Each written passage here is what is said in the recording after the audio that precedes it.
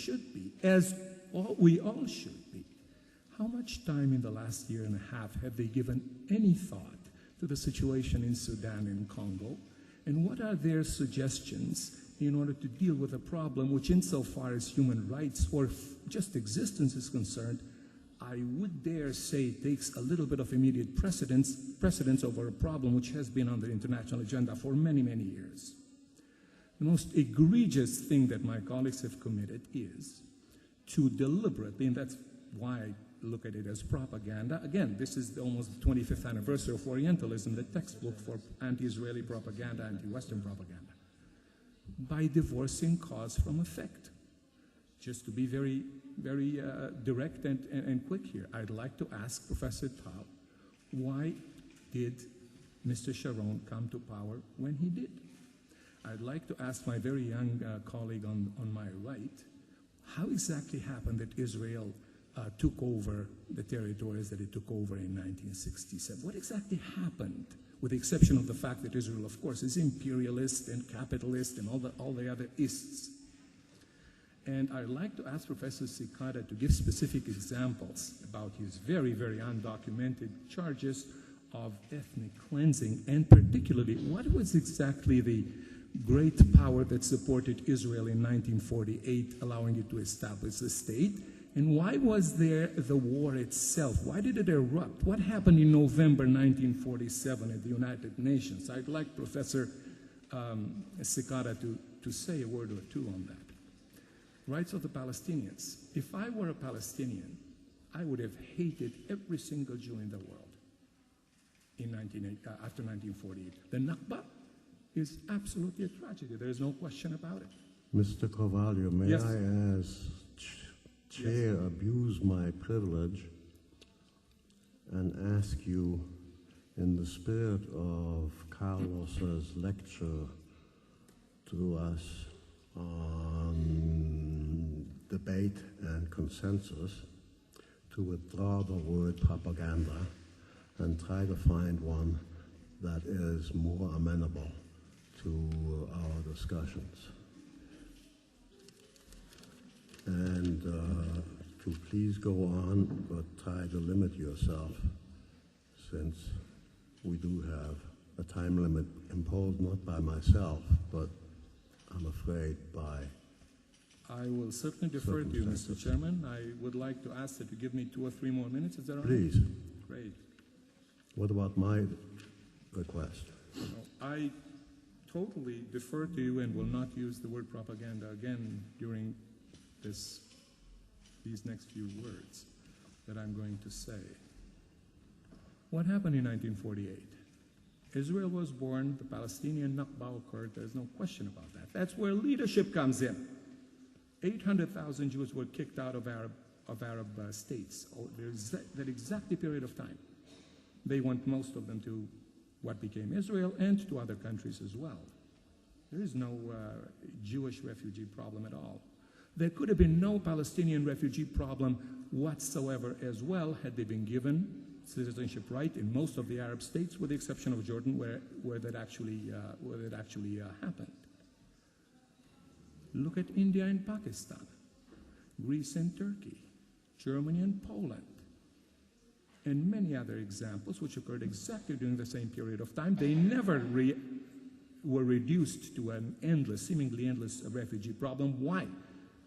Because the leadership involved were willing and able to think in a normal, constructive, humane way.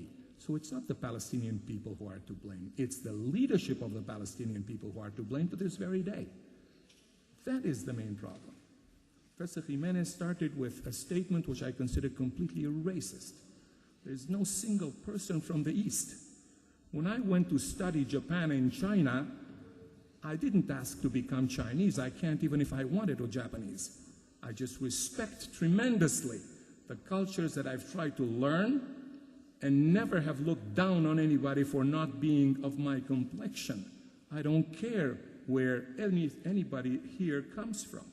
To me, most important thing is to deal with the issues at hand, and it doesn't matter if it's a whitey or a black person or anything else. I remember immediately after reading Said, A Japanese student of mine came to me and said, "Why are you teaching me Japan? You're not Japanese." And I said, "I know Japan better than your parents. I know the language better than you. How dare you ask me something like that?" And then, has Professor Jiménez ever looked at how China, Korea, Japan, Mohandas Karamchand Gandhi deal with their approaches towards other cultures? Does he ever know that even the name of China means the center, the only one civilization in the world, followed by whom? By all kinds of degrees of barbarians, beginning with Korea.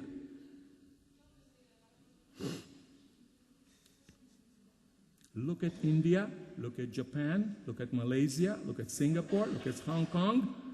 The leaders made the difference. It is colonialism to say the Palestinians and the Africans and the Arabs cannot run themselves in 2004. Of course they can. I see them in Canada. In my university, they hold enormously powerful positions. Why? The environment is such. We suck in the specialists in all fields that Egypt and Jordan and Lebanon and Syria and Algeria need. Why? Because of obvious reason. The environment is different. These enormously gifted people leave their nations because their own environment is bad. That is the point. It is colonialism, by the way, to say the Palestinians can take care of themselves, the Africans can take care of themselves, the Haitians can take care of themselves. Of course they can, with the right leadership. That's the problem, not the people's.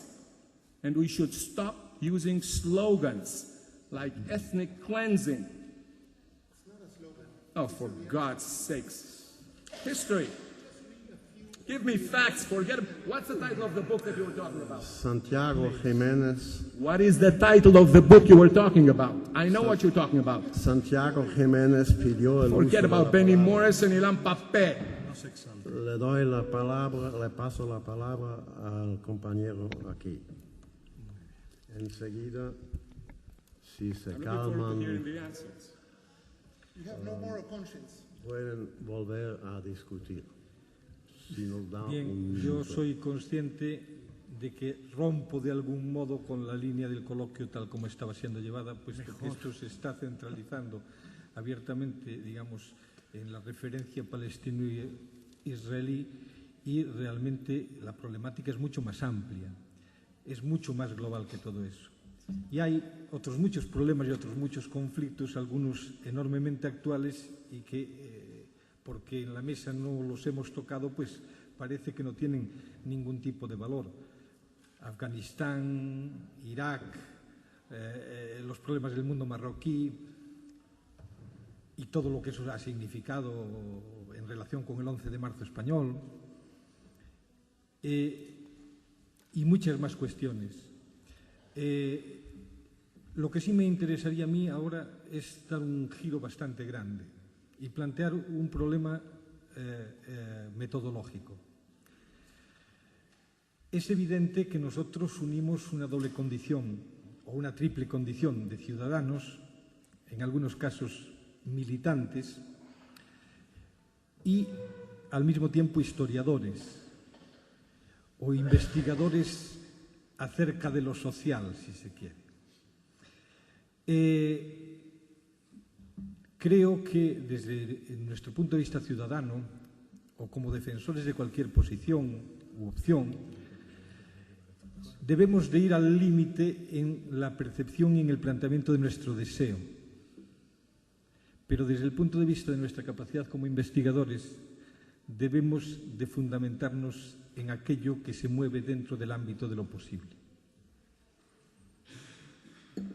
Si no, estaremos traicionando, digamos, aquello a lo que queremos servir, la capacidad de comprender o entender el funcionamiento de las cosas.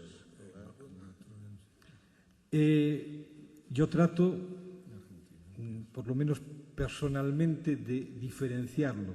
En ese sentido, yo he entendido abiertamente que la posición de desear ese Estado palestino plural pues